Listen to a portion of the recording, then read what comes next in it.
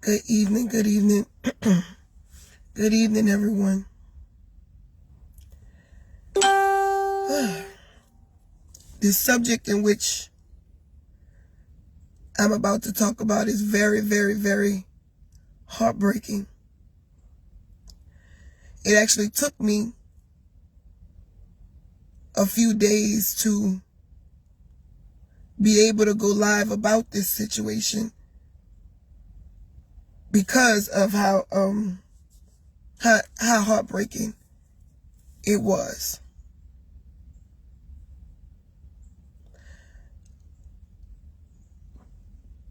I am a person who believes that transparency of wrongdoing is one of the greatest keys to helping someone overcome their wrongdoing. When you have experience and when you use your experience to let people know how you understand your stupidity, it helps them relate in ways where you can see yourself in them and they don't feel as if you're looking at them with a judgmental eye, but you're looking at them travel a road that you once traveled. Thank you so much, Rebecca. I have a little sister. My little sister is 7 years younger than I am. I am now in my mid-30s. My sister is in her late 20s. But when I was in my late 20s, mid-20s, early 20s, my sister was a teenager. And not only was she a teenager, she is what we would call our Iron Mike Tyson. Thank you to all my new followers. Thank you for joining me.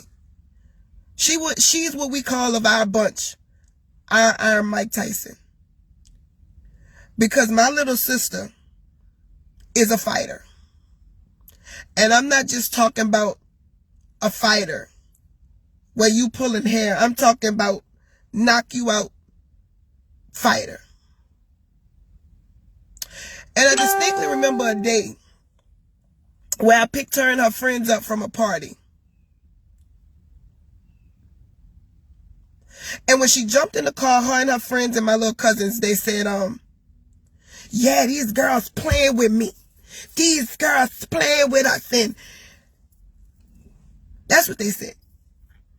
I'm the driver of a car picking up a bunch of teenagers. She was like, we've been wanting to fight them. She said she know the girls was going to the movies after the party. So you know what I did? I drove my sister.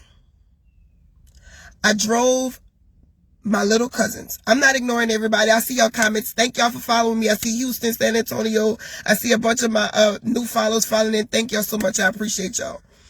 I drove them to the movies after they clearly told me they wanted to fight these girls. I'm the older cousin. I'm the older sister. And I brought them to the fight.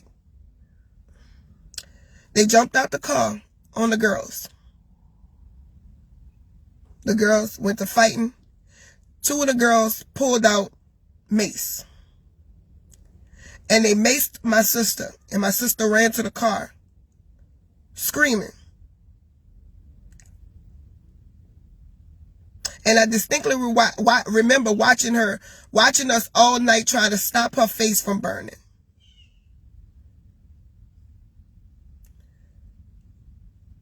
It didn't stop there, though. Maybe a year later, my sister got into an altercation with some young ladies. She called me. I pulled up. The young ladies was outside standing on the corner. after talking all that mess on MySpace at the time. So I told my sister, look, I'm going to hit the block. And when I hit the block, I want you to jump out. And you going to get that one and I'm going to get that one. And I spun the bin. Jumped out. She jumped out. And the girls took off and ran. The purpose of my stories is saying that the seeds in which we see grow in these little girls are a manifestation of what we planted. Those little girls that went to Walmart not only had assistance, but they had a ride. They had a ride that they knew would bring them where they wanted to go to do what they wanted to do and then bring them home. These little girls are a manifestation of support from people like us. And when we look at the results, we say that's so sad. But how sad is it when we planted the seed? I'm a young black girl, grew up in the gutter streets of Algiers, and I could tell you that I have cousins, older cousins, that aided and abetted my bullshit.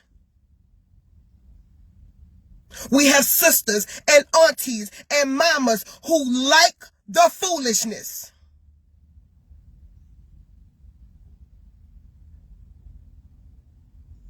We teach it. We participate in it. We birth it and we support it until we bury it.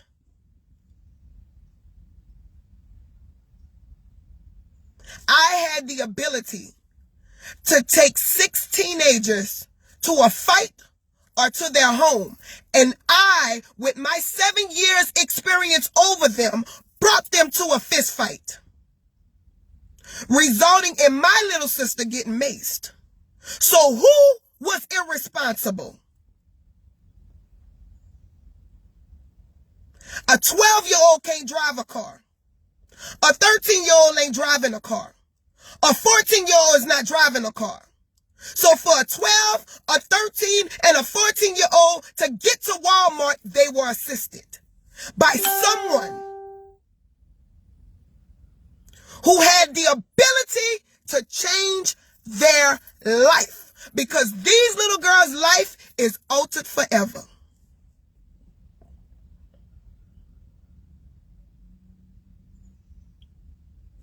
But I'm going to say something that many people don't want to agree with, and that's fine.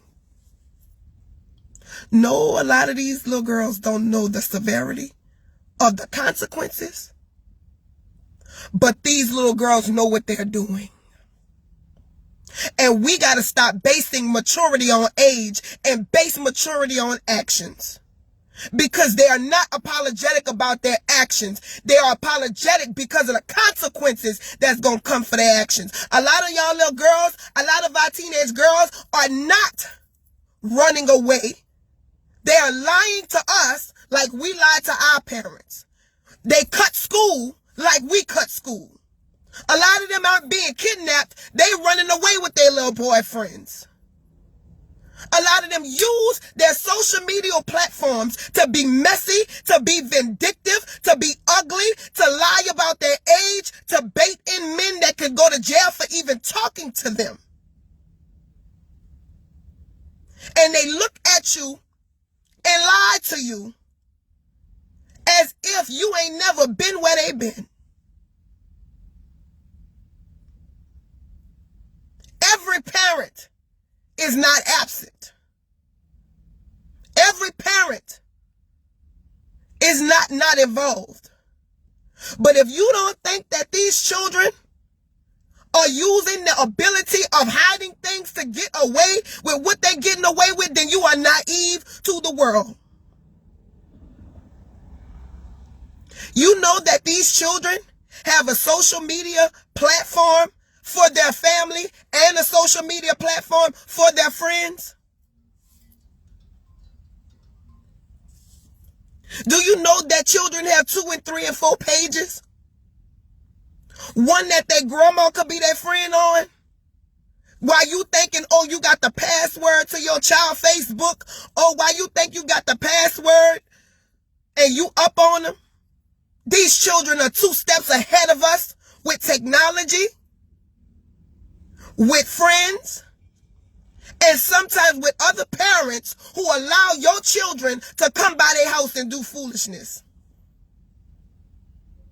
So when you sit back and you looking, oh, this just a little baby. No, that little baby are way smarter than we give them credit for. And the reason I can say that is because all of us knew how to run circles around our parents. The difference is our parents had help. So if you want to know my message is it's not just the parents. I believe that there are parents that aren't involved. I believe that there are parents that are not checking their children. I believe that there are parents that ate in the bed that crap. But I will say that there are parents who are busting their tail to try to do their children right. But there's a village that don't care because we have gotten out of helping each other because the village don't matter no more. No, baby, you probably doing your best as a parent. But one way that you may be failing as a parent is by not letting nobody else tell your children nothing. By you not wanting nobody to tell your child anything. You don't want nobody else to discipline your child. If I was in Walmart and I'd have turned around and saw them little girls and snatched one of them little girls, you would have wanted to have something probably to say to me when I was trying to stop your daughter. Because we not okay with getting help parenting. But I'm going to tell you something. Raising children is not a one-man show. So while we celebrate single parenthood, because it's hard, I understand, but I don't choose single parenthood. If you see my child out of line, snatch them and call me. Because this is a result of a village aiding and abetting their behavior. You don't want nobody to discipline your children. We can't tell each other nothing anymore. We can't correct each other anymore. And now we are watching our 12-year-olds and 13-year-olds go to get arrested for stabbing somebody. But not only did they stab them, they bragged about stabbing them. They bragged about stabbing this little girl in the heart on live. And when people were saying that girl was dead, they was like, we don't give a fuck. That's what they said. That's what a 13-year-old said. If she died, she died. What evil has been planted inside of a 13-year-old that could be heartless about a girl dying at the hands of them? My mother worked to take care of us. My mom never went out there with foolishness. My mom never had a fight. My mom never cussed or acted a fool in public in front of her children. So, but guess what? Her daughter, who was 19, was helping her younger daughter go out there and fight. But guess who got to take the rap for it when my little sister was getting in trouble? My mama. But I was the one bringing her to the fight. So it gotta be accountability because I was supposed to support raising her another way. And these children are supported in their bull crap. So when you see this, don't say it's sad. Look at ourselves because this is a community issue. And this community issue did not start in Lake Charles.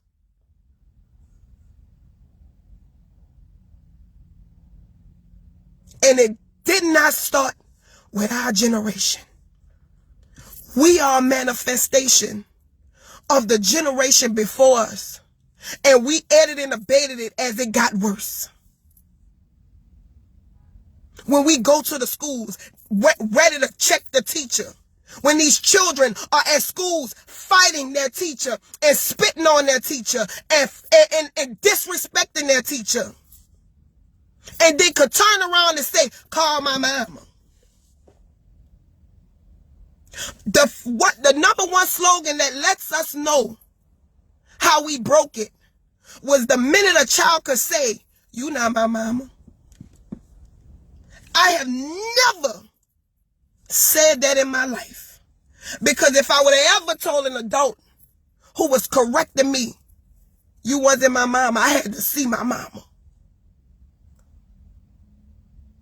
So where did the comfort come from? When a child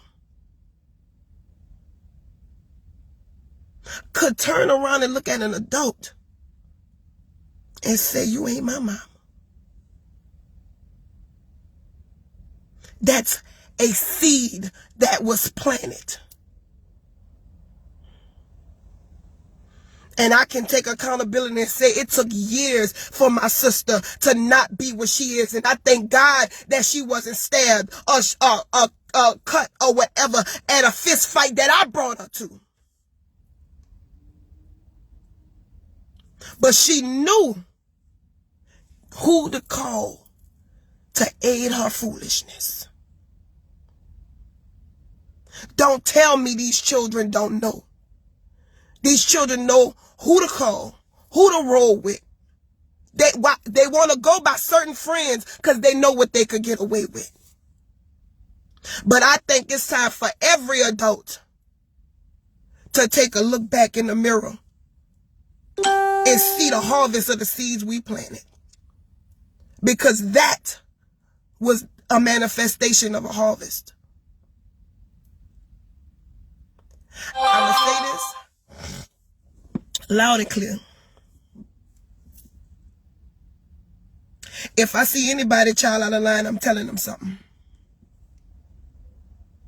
And if you don't want me to tell your child something, I'll be waiting for you. But before I watch your child rob somebody, before I watch your child get out of car to go fight somebody, before I watch your child try to stab somebody, I got something to say.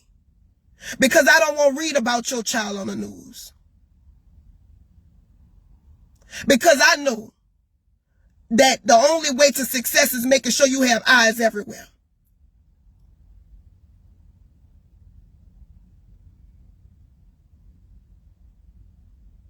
If you got a problem, then keep your children to yourself. But I will not walk the streets of my city afraid of children. Not just for my safety, but for their own. If you see mine out of line, check them. Because, y'all, we got more than one issue. We got a parenting issue, and we got an unsupported parenting issue. And that brings destruction. You got some parents who aid and abetted, and you got some parents who doing their best, and they not supported. And in order for us to stop this, it's going to take parents to get on the right track and people to support parents who are on the right track. That's the only way this is going to change. And maybe if some of us who ain't fighting no more, some of us who are now deaconess of the church, some of us who done changed our life will sit with these youngsters and tell them, baby, that I've been to jail 4 times. And that's because I got caught.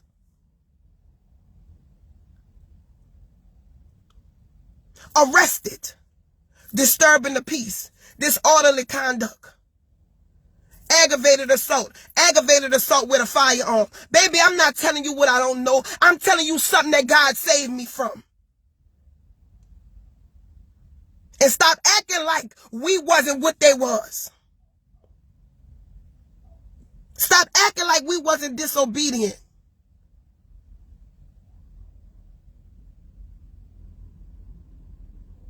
Stop acting like we wasn't cool with it.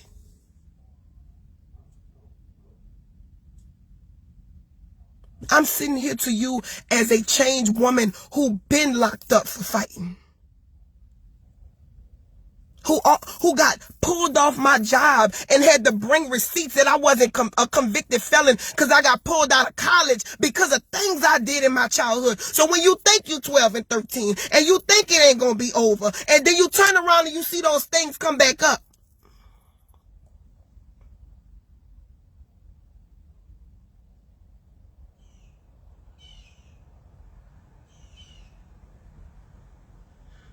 Talk to these children about what you've done.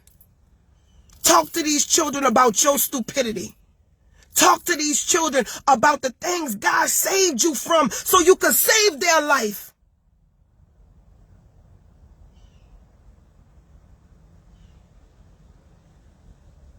If you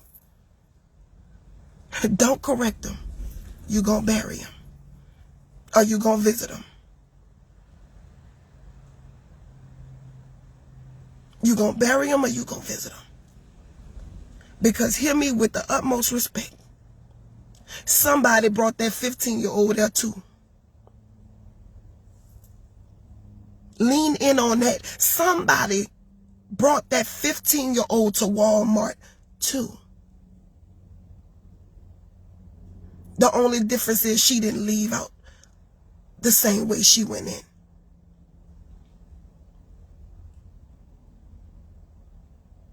She didn't leave out.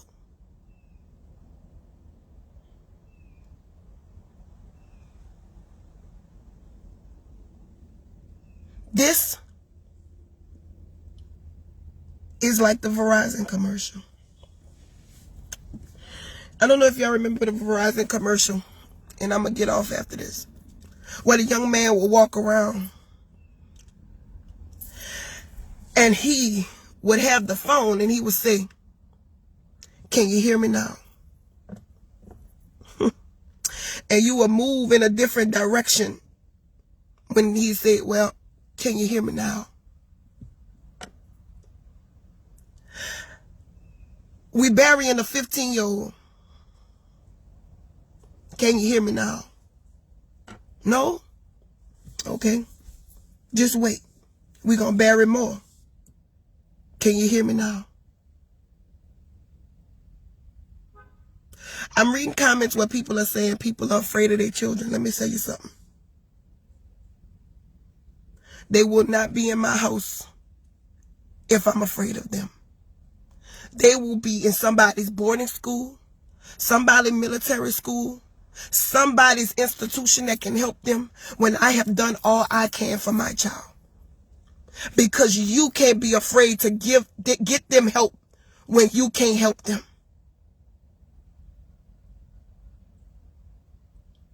You tell me, what does it take for a 12 and 13 and 14-year-old to give somebody a knife to stab another child?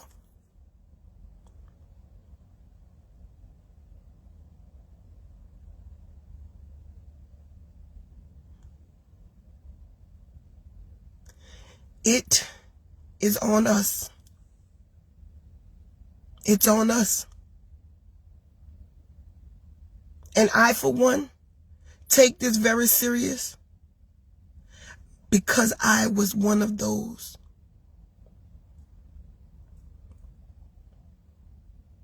I was one of those. So we gotta be parents that are vigilant, that are involved, that are broken, and take our brokenness to help our children. We gotta be reformed to reform our children. We gotta be open to other people telling us about our children. We gotta be open to help with our children. We gotta stop being afraid to say we need help when our children are struggling. You're so busy on social media. You're so busy everywhere trying to make everybody don't want to be in your business. And you want, baby, because we forever good over here. And we doing us over here. And baby, I'm good. And you stand to make sure the picture looks good when your house is out of order. Your children out of order and you are out of order.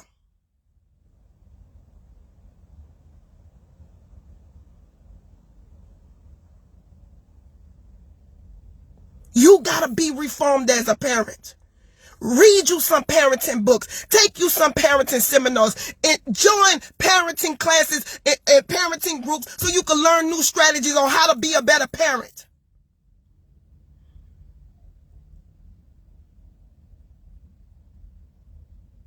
And stop thinking that everybody is going to be, you so embarrassed. So you going to make it seem like you got your house together and your house is in an uproar. You're scared of your children.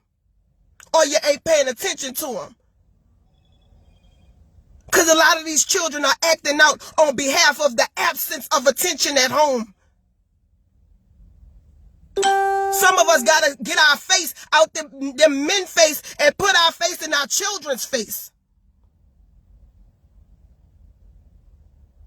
Get your head out the club and get your head at home. The club ain't going nowhere. The streets ain't going nowhere. But when your house is in an uproar, everything gotta stop. You shouldn't have time for nothing else.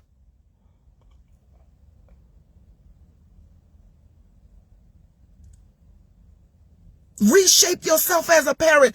There's no parenting books, and a lot of us didn't know how to be parents because guess what? Older people, older grandmas and great grandmas and mamas who always want to talk about us younger generations, some of us are a manifestation of you.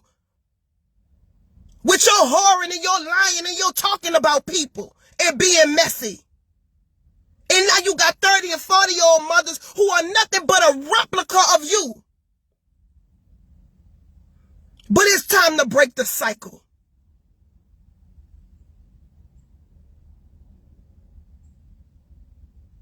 A lot of these children have roots of rape and molestation that happened on your watch, mama.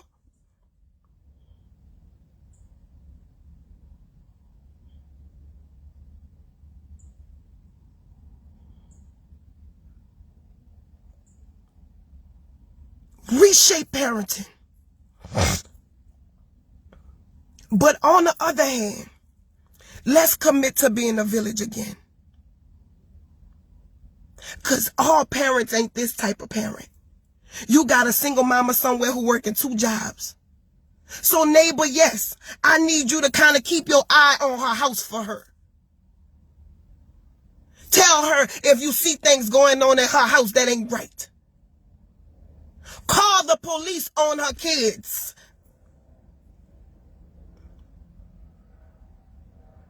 See, if something goes on after I invested what I knew I could invest, I could sit clear saying, God, I tried.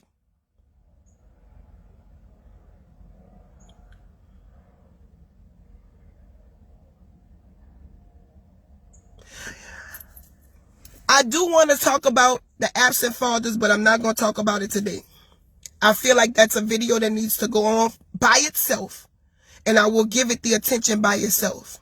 But the reason I'm saying what I'm saying today is because hear me and hear me good. A lot of children are more affected by a toxic mother than they are about an absent father.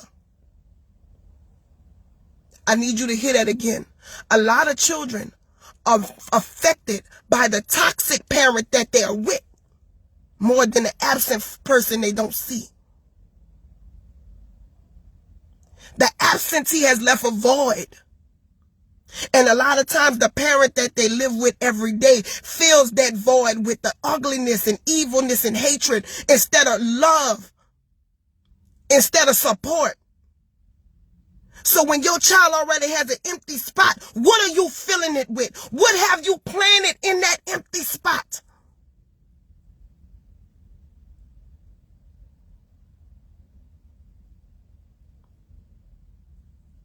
So trust me when I say I'm not standing against, not ignoring absent fathers, but I really think the depths of absent fathers needs its own life.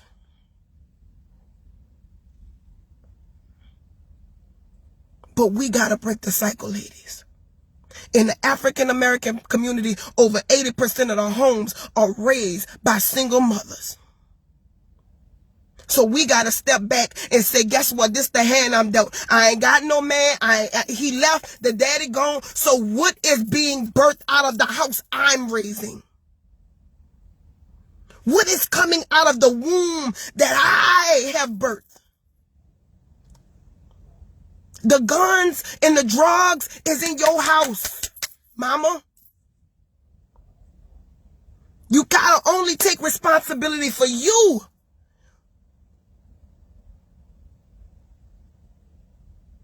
The only person you can control in this world is you.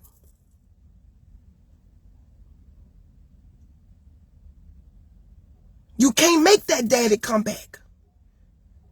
You can't make him be a dad. And it's unfair, but it's your reality. So now my question is, you can only look at yourself and say, what can I do to be better? Because I'm the only person that I can control.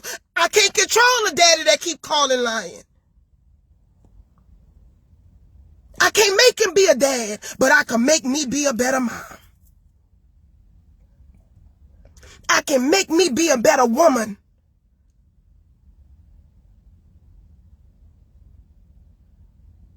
Because guess what? You can't tell me that a lot of great people weren't birthed from the homes of single mothers. Some of our best doctors and lawyers have come from single women. But single women wasn't just single women. It was single women with other single women helping single mothers raise their children. But when I don't give a damn about my neighbor and I don't give a doggone what she think and I don't want her telling my children nothing, then I'm really by myself. See, my grandma was married and my mom and my dad is still married. But I watched single mothers raise their kids, and guess what? The neighbor was able to whoop your child because you was by yourself.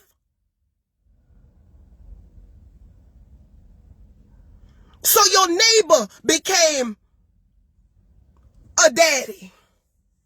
The teachers became another daddy. The coaches became another parent. The Sunday school teachers became another parent. That's why single parenthood wasn't as hard. Because people saw a single mother and they joined in to help her raise that child. Everybody in the neighborhood was able to help you with that child. But now, you think you could do it on your own?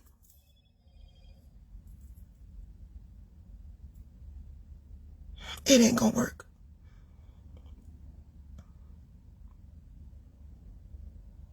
Let me tell y'all something, and I'm really gonna get off. Honestly, I just started doing the mentorship for children.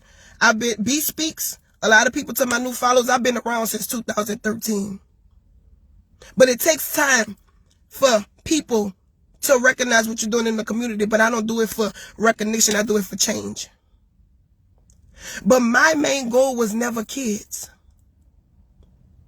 My main goal was never kids. I have a passion for young ladies. I am what you would call a woman's mentor. And the reason why I feel like God has called me to be a woman's mentor is because that's what's birthing the children. I don't grab the young ladies. I grab the mother. And the reason I grab the mother is because the mother is the live-in teacher with the child. So if you give me a child that you want me to mentor for 2-3 hours a week, and they go and live with a broken mother 7 days a week, how effective do you think my 2 hours gonna be? Oh, but if I could change the mama. Oh, but if I could help the mama see that she's bottled up and broken and she's drifting that to her children. Oh, if I could pull up the roots to the mama and the mama live with the child, I have fished out both of them. We can't be so busy on the youth that we ignore the parent, because the parent is the biggest effect.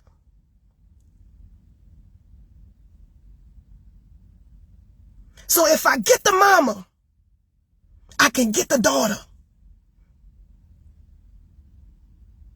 That's why I'm after women. I was a broken mother, but not only was I a broken young lady before I became a mother, I was a broken young woman. I had little sisters that I was creating broken. But if somebody would have grabbed me and I had the hold of my little sister, I would have drifted down to her.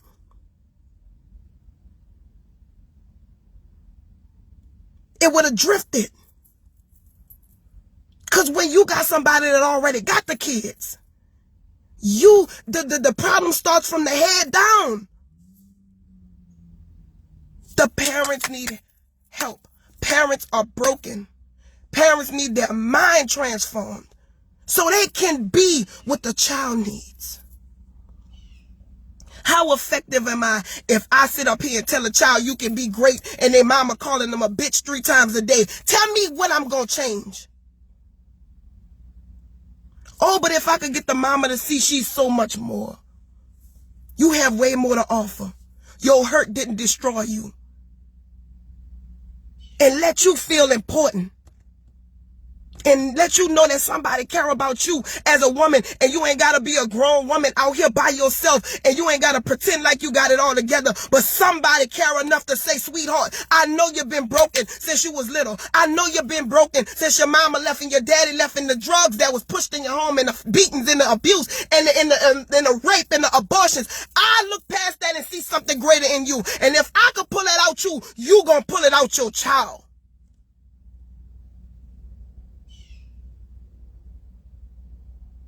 That's why I want women. Because these children are a manifestation of the home and the adults that they are around. So don't run to me to tell me about a broken story when I can watch somebody old enough to drive them there and old enough to drive them away. My attitude ain't towards them children. My attitude is towards the farmer that planted that seed in them. Who planted that seed in them? Who watered that seed?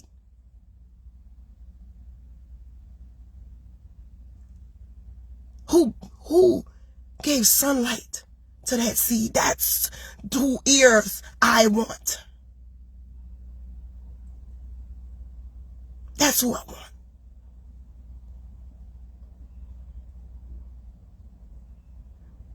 That young lady is about to be buried. And these young girls have been arrested. The age to try a minor as an adult in Louisiana is 15. This little girl is 14. The court proceedings take long. So by the time she probably get to trial, that young lady may be 15. And I don't doubt without a shadow of a doubt that Lake Charles is going to try that girl as an adult. Not just because of what she done, but how it was done, how it was bragged about, and to make an example so every teenager can know this ain't where you want to come.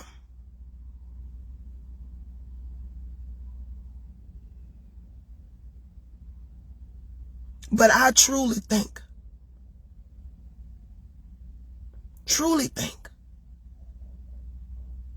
that we got to find out why that 15-year-old was stabbed by a 14-year-old who felt like she had to stab her. That murder took place long before that blade struck that child. And it's hard to watch. But maybe this is a wake-up call. And I hope it don't have to make it to your front door for it to be a wake-up call for you. Because a lot of us know exactly what our children doing. We know our children on social media doing all this. So I hope it don't take for you to visit them or bury them for you to see it.